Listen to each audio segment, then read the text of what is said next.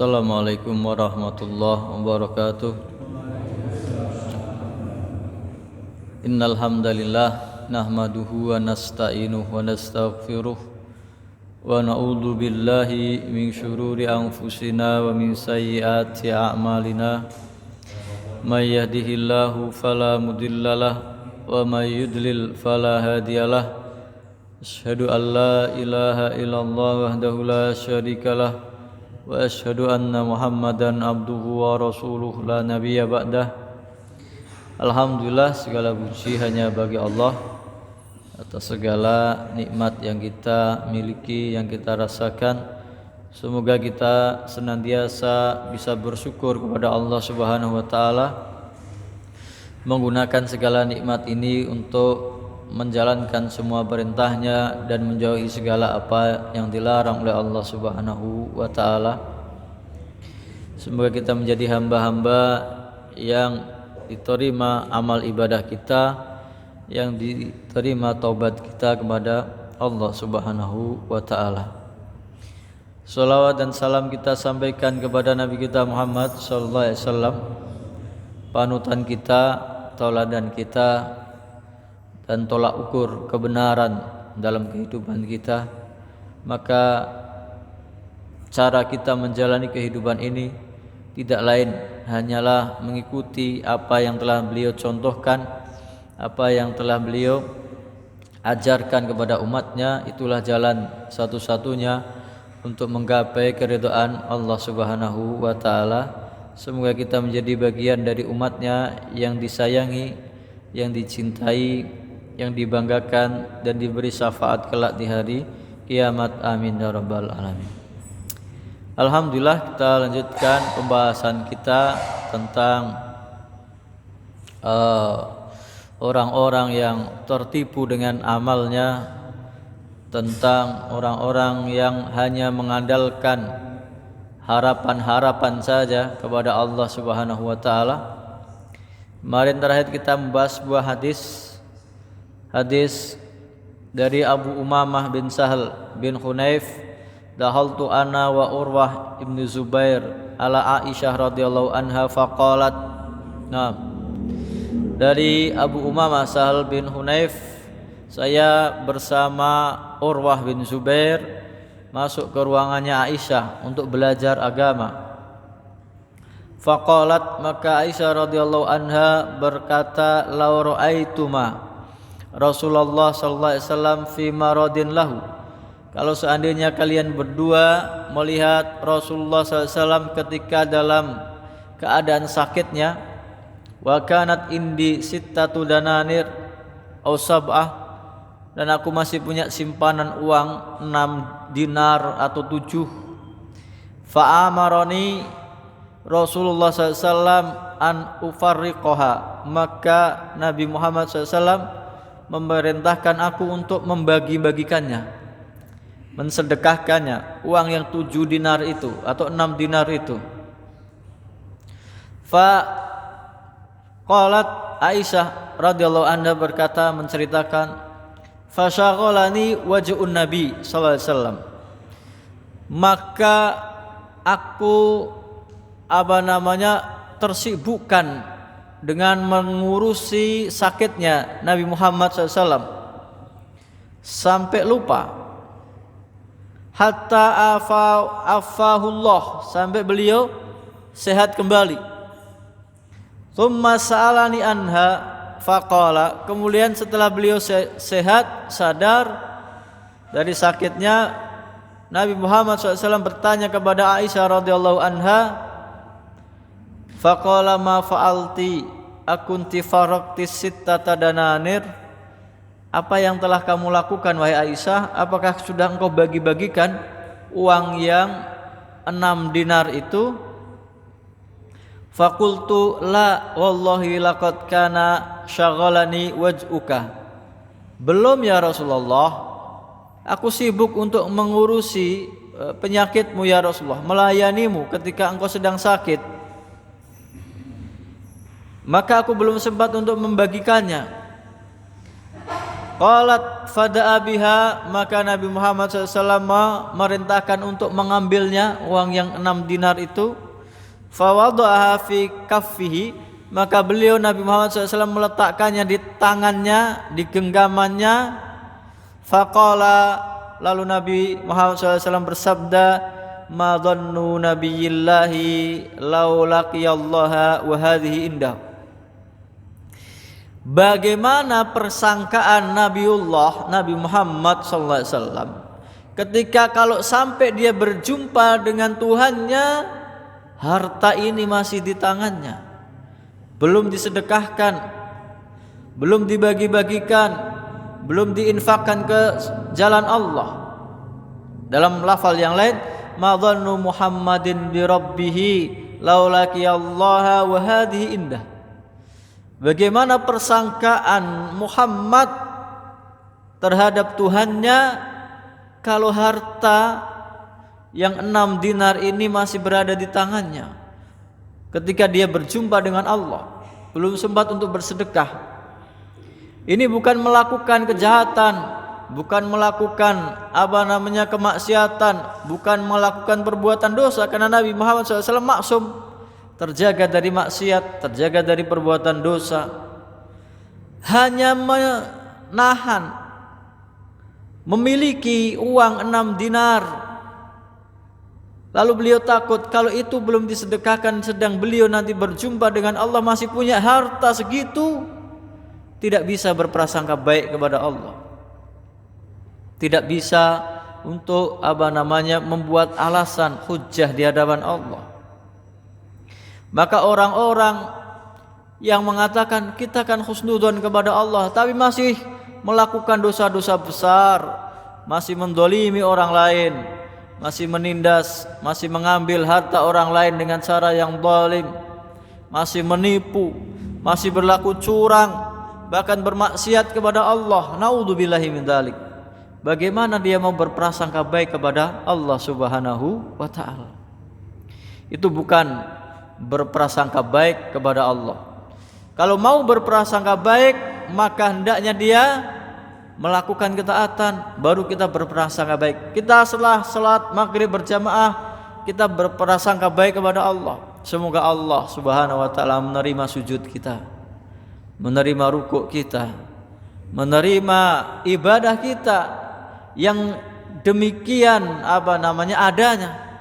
Masih banyak kekurangannya, kurang khusyuknya, kurang syarat wajib dan sunahnya. Semoga Allah menerima ibadah yang seadanya ini. Nah, itu baru husnudzon. Sudah melakukan kebaikan, ketaatan, baru berhusnudzon kepada Allah Subhanahu wa taala. Bukannya melakukan kejahatan, melakukan kemaksiatan lalu berangan-angan pengen masuk surga. Itulah yang digambarkan dalam hadis Nabi Muhammad SAW yang lain dari Shaddad bin Aus ani Nabi sallallahu alaihi wasallam annahu qala, bahwasanya Nabi Muhammad SAW bersabda, al-kayyisu man dana nafsahu wa amila lima ba'dal maut. Orang yang cerdas, nah ini siapa yang mendefinisikan ini? Nabi Muhammad SAW. Orang yang cerdas adalah orang yang semakin dekat jiwanya dengan ajalnya, semakin banyak umurnya, semakin dekat dengan ajalnya, wa amila lima ba'dal maut, dan mempersiapkan dirinya untuk beramal setelah nanti mati dia.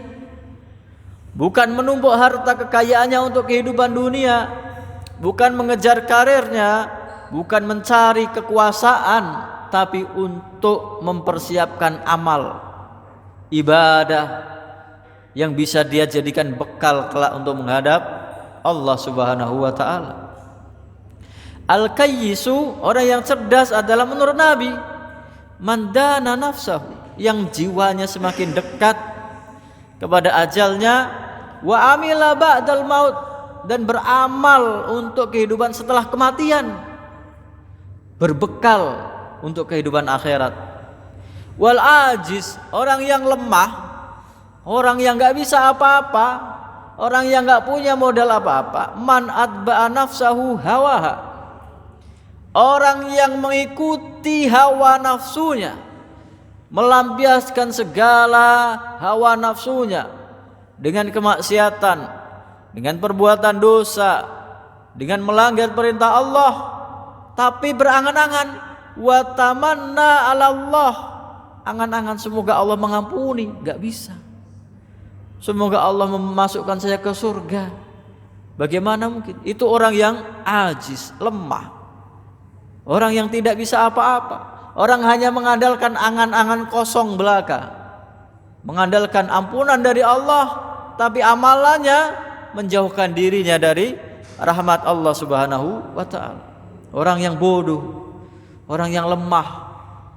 Sedangkan yang cerdas, semakin banyak umurnya, semakin dekat ajalnya, dia memikirkan apa bekal saya kelak setelah kematian itu. Apa yang bisa menyelamatkan saya kelak di hadapan Allah Subhanahu wa taala. Kalau hanya dengan berangan-angan, oh saya semoga diampuni oleh Allah Subhanahu wa taala. Allah kan Maha Kuasa. Enggak rugi kalau memasukkan saya ke surga walaupun banyak dosanya. Kalau itu angan-anganmu, maka semuanya akan sama. Orang kafir pun boleh berangan-angan seperti itu. Gak ada bedanya orang beriman dengan orang kafir. Gak ada bedanya orang taat dengan orang yang maksiat. Semua berangan-angan pengen masuk surga, pengen hidupnya tenang, hidupnya nyaman, hidupnya dengan berlimpah kenikmatan. Tidak pernah mempersiapkan apa yang kelak dia akan bawa setelah kematian. Nah, maka seharusnya orang yang berhusnudzan kepada Allah Subhanahu wa taala dinilai amalnya, baru dia berharap ampunan Allah Subhanahu wa taala. Dalam surat Al-Baqarah ayat 218, A'udzubillahi minasyaitonirrajim. Innal ladzina amanu wal ladzina hajaru wajahadu fi sabilillahi ulaika yarjuna rahmatallah. Sesungguhnya orang-orang yang beriman dan orang-orang yang hijrah dan berjihad di jalan Allah. Amal semua ini. Iman kepada Allah Subhanahu wa taala, keyakinannya, hatinya, bahkan diucapkan dengan lisannya, dibuktikan dengan perbuatannya. Walladzina hajaru, yang hijrah, dia ditindas. Kenapa mereka hijrah? Karena ditindas di Mekah, tidak bisa menjalankan agamanya.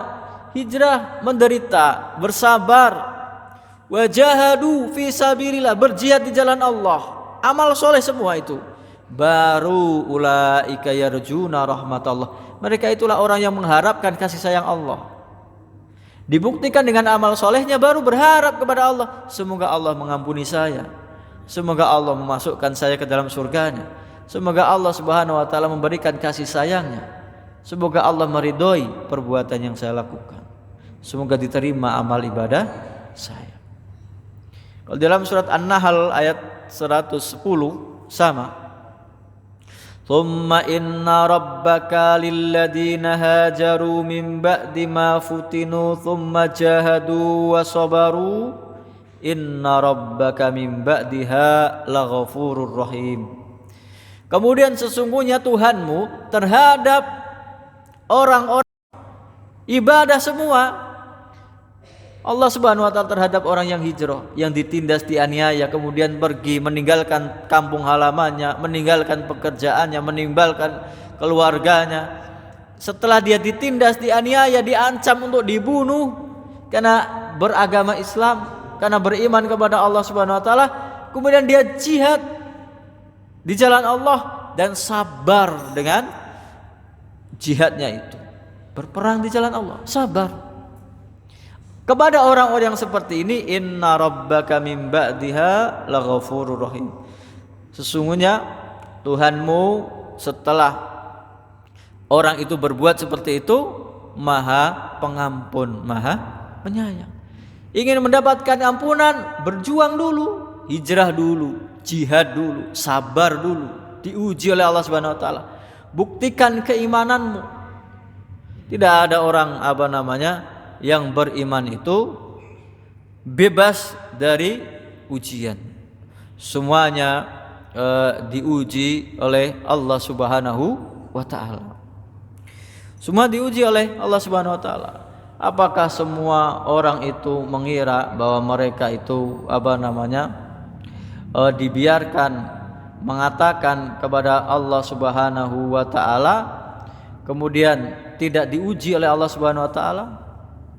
Dalam surat Al-Ankabut ayat 2, ahasiban nasu ayyutraku ayyaqulu amanna wa hum la yuftanun.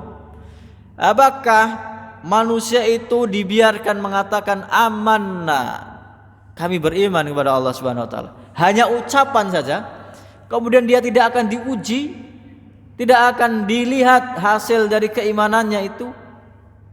Semuanya diuji. Walaqad fatannal ladzina min qablihim, dan sungguh telah kami uji orang-orang sebelum mereka, kaum sebelum mereka. Fala ya'lamannallahu alladzina shadaqu wa la ya'lamannal kadzibin. Supaya Allah Subhanahu wa taala tahu siapa yang terbukti dia beriman, jujur dengan keimanannya, benar keimanannya, dan supaya terbukti siapa yang mengatakan beriman itu ternyata berdusta, tidak tahan uji, tidak sabar dengan ujian dari Allah Subhanahu wa taala. Maka orang yang hanya mengandalkan kasih sayang Allah, rahmat Allah, kemuliaan Allah, lalu menyia-nyiakan perintahnya, menerjang larangannya, melupakan dahsyatnya adab dari Allah Subhanahu wa taala, maka orang-orang ini orang-orang yang tertipu, orang-orang yang masuk perangkap godaan setan, yang tidak mentaati Allah Subhanahu wa taala. Imam Hasan Al-Basri itu dikatakan, naraka tawilul buka, kami melihat engkau wahai imam kok lama sekali, sering menangis. Kalau menangis lama sekali, maka dia berkata menjawab, akhafu an yutrohani finnari wala yubali. Aku takut bahwa kelak aku akan dilemparkan ke dalam neraka, dan aku tidak peduli dengan komentar orang. Orang itu sekelas ulama saja masih takut untuk masuk neraka, maka orang-orang yang bermaksiat kok malah santai, malah mengandalkan kasih sayang, katanya ampunan Allah Subhanahu wa taala. Maka ada seorang bertanya kepada Imam Al-Hasan, ya Aba Sa'id, kaifa nasna'u bi mujalasati aqwamin yukhawwifuna hatta takadu qulubana tatir. Wahai Imam Al-Hasan, bagaimana pendapatmu kita bermajelis dengan orang yang sukanya menakut-nakuti tentang azab kiamat, tentang dosa kita, tentang hisabnya kelak, tentang bagaimana kelak di hadapan Allah Subhanahu wa taala, sampai hampir-hampir hati kami itu terbang karena rasa takut itu. Maka Imam Al-Hasan ini berkata, faqala wallahi li'an tashaba aqwaman yukhawwifunaka hatta tudrika amnan khairun lak. Demi Allah, kamu berteman dengan orang-orang yang senantiasa menakut-nakutimu atas azab Allah. Kalau kamu bermaksiat kepada Allah, diingatkan, ditakut-takuti dengan ancaman Allah Subhanahu wa taala, itu lebih baik darimu. Khairun laka min antashuba qauman yu'minunaka. Itu lebih baik bagimu daripada kamu berteman dengan orang yang menyanjung-nyanjungmu. Oh, pasti dapat ampunan. Oh, pasti dapat rahmat kasih sayang Allah Subhanahu wa taala. Tidak pernah ditakut-takuti. Maka dalam hadis sahih dari Usamah bin Zaid, qala, dia berkata, sami'tu Rasulullah SAW. Maka pembahasan berikutnya adalah tentang hadis-hadis tentang bagaimana ancaman orang-orang yang berbuat maksiat, berbuat dosa di dunia ini. Dari Usamah bin Zaid. Usamah bin Zaid ini anaknya Zaid bin Harisah. Nah, Zaid bin Harisah itu dulunya budak Nabi, kemudian dijadikan anak angkatnya. Dan Nabi Muhammad SAW tidak punya anak laki-laki yang sampai dewasa. Maka Zaid ini disayangi oleh Nabi Muhammad SAW. Lalu wafat di perang Mu'tah. Lalu ada anaknya yaitu Usamah. Maka Usamah ini termasuk yang disayangi oleh Nabi Muhammad SAW. Dia meriwayatkan hadis, sami'tu Rasulullah SAW yaqulu yuja'u birrajuli yaumal qiyamah. Kelak di hari kiamat didatangkan seorang laki-laki, fayulqa finnar, kemudian dimasukkan ke dalam neraka, dilemparkan ke dalam neraka. Maka terburai isi perutnya, lalu dia berputar-putar seperti keledai memutar penggilingan gandum. Nah, kalau zaman dahulu, bahkan ada di beberapa tempat zaman sekarang, jadi gandum itu untuk dijadikan tepung, itu ada penggilingannya yang tarik oleh keledai atau kuda yang berputar-putar, giling batu yang besar itu bulat. Maka orang itu kelak di hari kiamat isi perutnya tumpah keluar semua, kemudian dia berputar-putar seperti keledai yang menggiling gandum itu. Maka orang-orang penghuni neraka berkata, ini kenapa orang ini? Fayaqulun ya fulan ma asabak, wahai fulan, ada apa denganmu? Apa yang menyebabkanmu seperti itu? Nah, ini orang yang banyak bicara seperti saya ini. Wah, resikonya. Alam takun ta'muruna bil ma'ruf? Apakah bahkan kan kamu dulu yang mengajak kami, memerintahkan kami untuk berbuat kebaikan, wa tanhana 'anil munkar, dan engkau yang mencegah kami dari perbuatan mungkar. Maka orang itu berkata, fayaqulu kuntu amarukum bil ma'ruf, aku dulu yang mengajakmu, memerintahkanmu untuk berbuat baik, berbuat taat, beribadah, wala atihi, tapi aku tidak melaksanakannya. Wa anhaakum 'anil munkar wa atihi, dan aku melarang kalian berbuat mungkar, tapi aku yang melaksanakannya. Itulah ayat yang saya bacakan tadi di surat As-Saff di awal-awal surat. Ya ayyuhalladzina amanu lima taquluna ma la taf'alun. Wahai orang-orang yang beriman, kenapa kamu mengatakan sesuatu yang tidak kamu lakukan? Mengajak kepada kebaikan dianya sendiri yang melakukan, tidak mengikuti, tidak melaksanakannya. Mencegah dari kemungkaran, tapi dia sendiri yang malah mendatanginya, melakukannya. Ya ayyuhalladzina amanu lima taqulu ma la taf'alun. Kenapa kamu mengatakan sesuatu yang tidak kamu lakukan? Kabura maqtan indallahi an taqulu ma la taf'alun. Sungguh besar kemurkaan Allah Subhanahu wa taala kamu mengatakan sesuatu yang tidak kamu lakukan.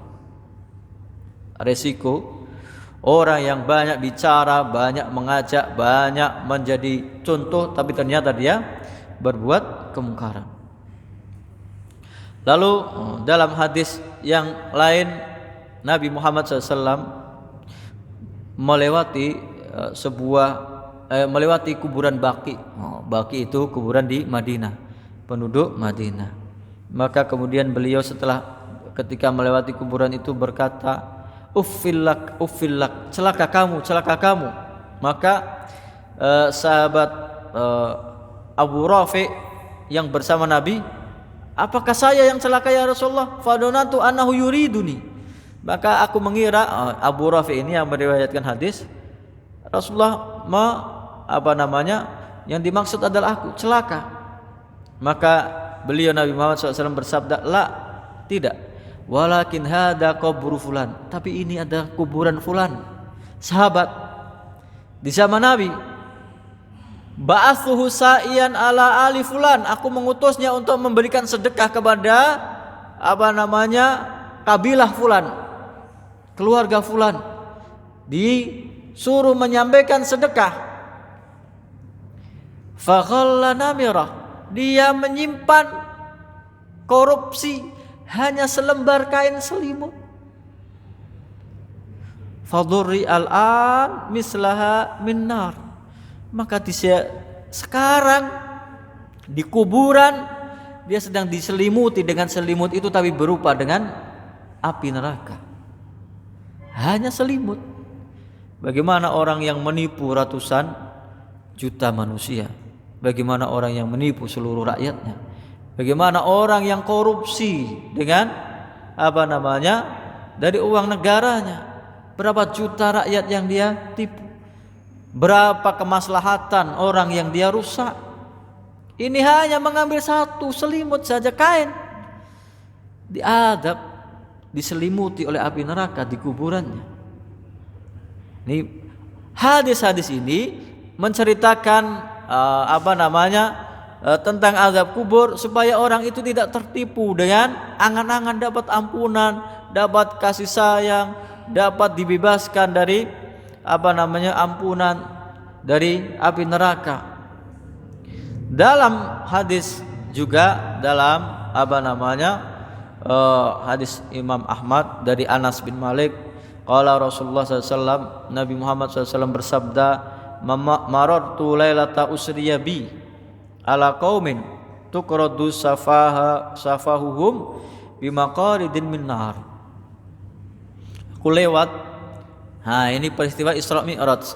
Di Isra Mi'raj diperlihatkan neraka, melewati serombongan manusia kaum yang mulutnya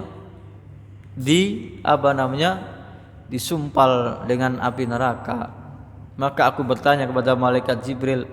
Nabi Muhammad SAW bertanya, man haula'i, siapa mereka ya Jibril? Qalu khutoba'u min ahli dunya, ahli khutbah di dunia, tukang ceramah, tukang menasihati orang. Kanu ya'muruna an-nasa bil birri, mereka yang selalu memerintahkan manusia untuk bertakwa, berbuat baik, berbuat ma'ruf, wa yansawna anfusahum, lupa dirinya sendiri. Afala yaqilun, apakah mereka itu tidak mau berpikir? Masih dalam peristiwa Isra Mi'raj, Nabi SAW, sama hadis dari Anas juga, beliau bersabda, lama urija bimaratu biqaumin lahum adfarun min nuhas. Ketika aku di Isra Mi'rajkan, aku melihat kaum kukunya panjang dari tembaga, besi. Yahmishuna wujuhahum wa sudurahum, mereka mencakar-cakar wajah sendiri dan punggung mereka sendiri dan dada mereka sendiri. Kerjaannya menyiksa dirinya sendiri, mencakar wajahnya, kukunya dari tembaga, dari besi, logam, mencakar wajahnya, mencakar dadanya. Fakultu man haula'i ya Jibril, siapa mereka wahai Jibril? Haula'i alladina ya'kuluna luhuman nas, mereka itu orang yang memakan daging manusia. Apa itu? Ghibah. Dianggap ringan, dianggap remeh. Wa yaqauna fi a'radihim, dan mereka merusak, menghina, merendahkan kehormatan orang lain, merusak nama baik orang lain dengan ghibahnya, dengan tuduhannya. Kenapa mereka bisa sampai seperti itu? Penyakit orang yang suka ghibah biasanya orang yang kena hasad, dengki, suka melihat orang lain susah kalau melihat orang lain senang, tidak ikut gembira ketika orang lain senang. Tapi kalau orang itu ketimpa kesusahan, dia senang. Ketika ditimpa oleh kenikmatan orang lain, dia ghibah, dia menggunjingnya. Itulah hasil dari penyakit hasad.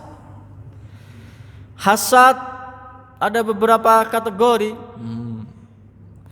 Ada yang tingkatan pertama, yaitu yang ingin mengambil nikmat yang dimiliki oleh orang lain, supaya orang lain itu tidak punya nikmat, dan nikmatnya itu diambil untuk dirinya. Ada kebaikan yang dimiliki oleh orang lain, ada prestasi, ada nikmat yang dimiliki oleh orang lain, dia enggak terima orang itu mendapat nikmat, dan dia ingin mengambilnya dan menjadikan nikmat itu untuk dirinya sendiri. Dan itu dilakukan dengan perbuatannya, dilakukan dengan amalannya. Ini yang paling berat. Bahkan ternyata hasad itu menimpa siapa saja. Bahkan kalangan Nabi, anaknya ada yang kena hasad. Kalau di dalam Al-Quran digambarkan hasad seperti ini, seperti yang dilakukan oleh saudaranya Nabi Yusuf alaihissalam. Idh qalu la Yusufu wa akhuhu ahabbu ila abina minna. Mereka mengatakan berembuk, musyawarah, tapi untuk mufakat kejahatan. Sesungguhnya Yusuf dan saudaranya Bunyamin itu sangat dicintai oleh ayah kita, padahal anaknya banyak, 12. Yang 2 ini dari satu ibu dicintai oleh Nabi Yakub alaihissalam. Lalu mereka mengatakan itu Yusuf dan saudaranya Bunyamin sangat dicintai oleh ayah kita.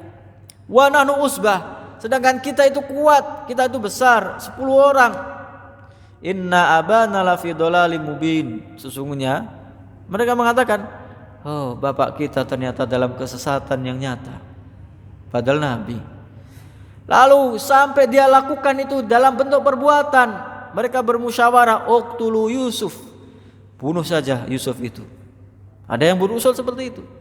Awitrahuhu ardon yahlu lakum wajhu abikum, atau buang ke negeri yang jauh supaya ayahmu tidak melihatnya, supaya kasih sayangnya kepada kalian. Wa takunu min ba'di qauman sholihin, dan kelak setelah itu kamu menjadi orang-orang yang soleh, kaum yang soleh.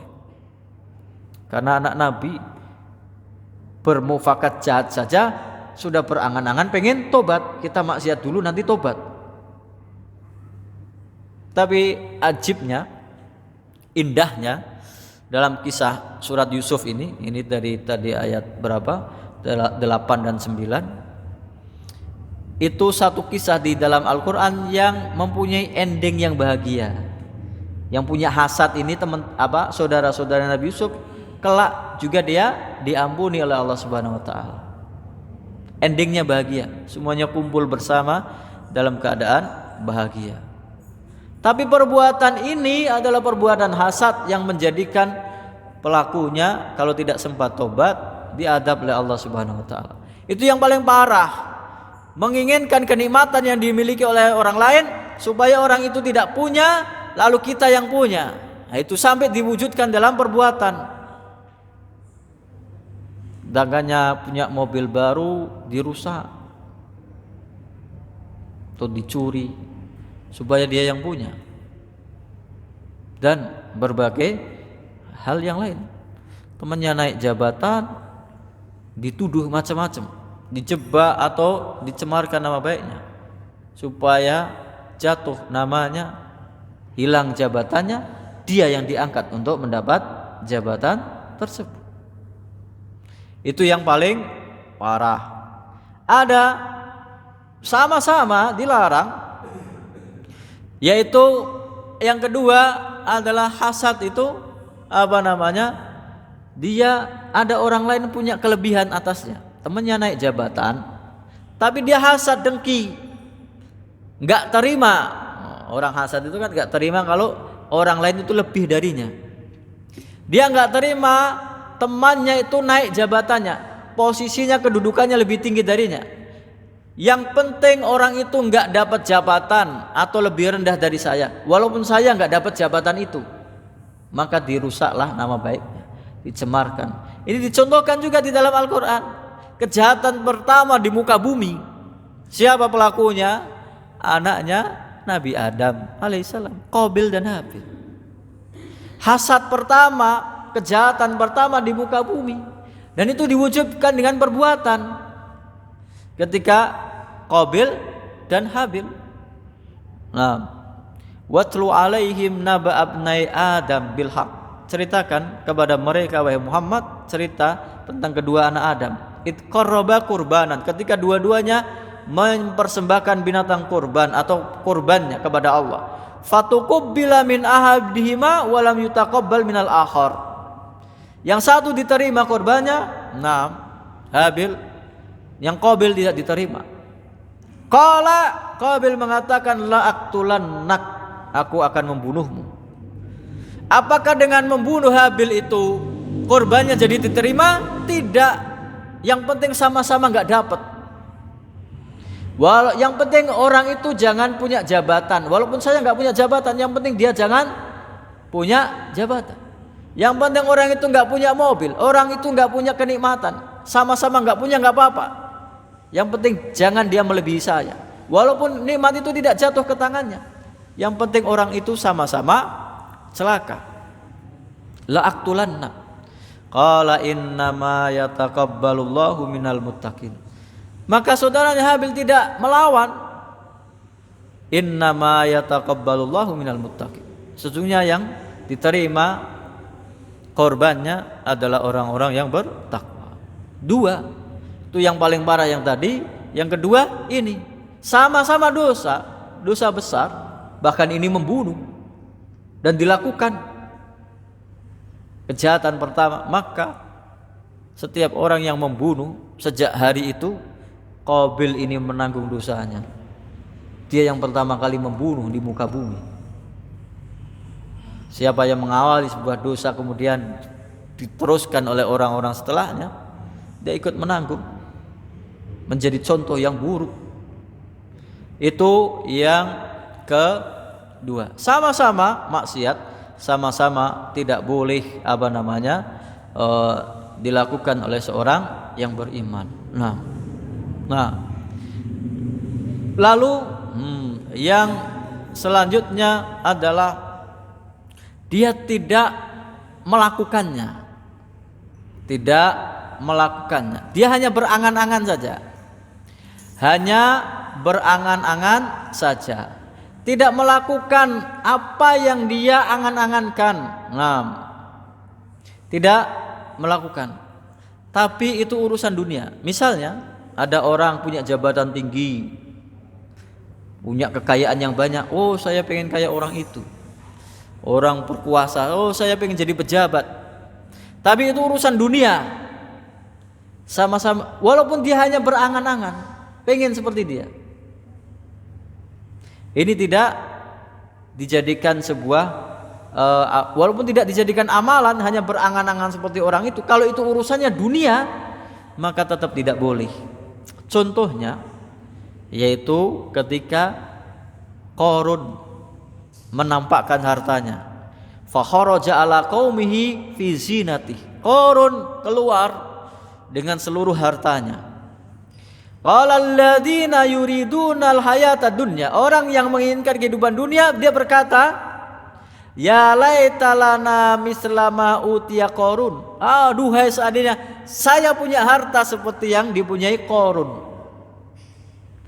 Innahu la duhaddin. Dia itu punya kekayaan yang sangat luar biasa, sangat istimewa, sangat besar. Sedangkan orang yang beriman, wa qalal ladzina utul ilma, sedangkan orang yang dikaruniai ilmu kebenaran oleh Allah Subhanahu wa taala, dia mengatakan, wailakum, celaka kamu kalau kamu berangan-angan urusan dunia saja. Wailakum sawabullahi khairun liman amana wa amila sholih. Pahala Allah itu lebih baik bagi orang yang beriman dan beramal soleh. Tapi diiringi tadi iman, amal soleh. Wala yulaqqaha illa sabirun, dan tidak ada yang bisa menggapainya kecuali orang-orang yang sabar. Ini tiga-tiganya dari tingkat yang paling atas, yang melakukan kejahatan itu, ingin merebut nikmat orang lain, sangat dilaknat, dosa besar. Yang kedua, yang ingin menghancurkan kenikmatan yang orang, walaupun tidak untuk dia miliki, sama. Nah, mungkin yang paling ringan ini hanya berangan-angan saja, tapi tetap berdosa atau tidak dibolehkan. Nah, yang boleh yang bagaimana? Makanya ada dalam hadis Nabi Muhammad SAW, tidak boleh ada hasad kecuali ada dua saja yang dibolehkan. Ini tingkatan yang paling ringan dan yang boleh, yaitu ketika urusannya urusan akhirat. Nabi Muhammad SAW bersabda, la hasada illa fisnatain. Enggak boleh hasad kecuali kepada dua orang. Yang pertama, rajulun atahullahul Qur'an fahuwa yaqumu ana al-laili wa ana anhar. Orang yang dikaruniai Al-Qur'an mengamalkannya siang dan malam. Yang kedua, wa rajulun atahullahu malan fa huwa yunfikuhu ana al-laili wa ana. Orang yang dikaruniai harta, dia menafkahkannya siang dan malam. Ini akhirat tujuannya. Boleh berangan-angan seperti itu. Saya ingin bisa baca Quran, saya ingin beramal soleh. Boleh, dibolehkan. Wallahu ta'ala alam. Mungkin ini yang bisa kita bahas dalam kesempatan ini. Semua yang benar dari Allah Subhanahu wa taala, yang salah dari saya pribadi. Wallahu ta'ala alam. Kita tutup dengan doa kafaratul majelis. Subhanakallahumma wa bihamdika asyhadu an la ilaha illa anta astaghfiruka wa atubu ilaik. Assalamualaikum warahmatullahi wabarakatuh.